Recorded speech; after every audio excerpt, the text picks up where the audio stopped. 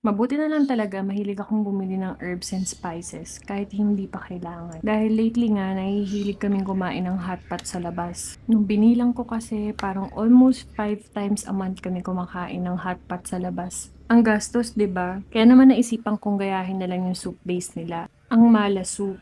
Pati na rin pala yung peanut sauce nila, ginaya na rin natin.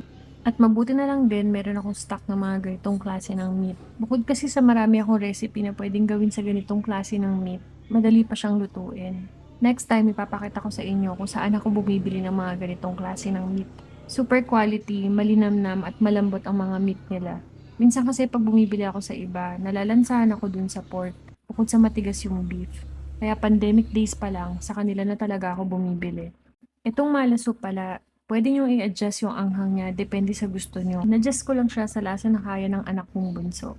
At ito nga, may na-discover ako, meron pala akong ganitong klase ng lutuan. Actually, pang fondo siya, pero pwede rin naman siyang pang hotpot. Kaya namang tuwang-tuwa talaga ako. This is the best recipe. Yun lang,